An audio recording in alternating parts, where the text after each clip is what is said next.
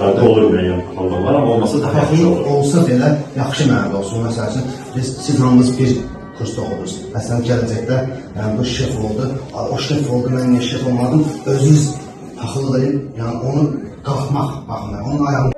Tutarım, hem yanarım ben.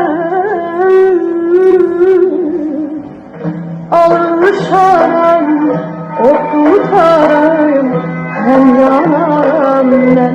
Uyda dinlerim, sensiz ben dinlerim.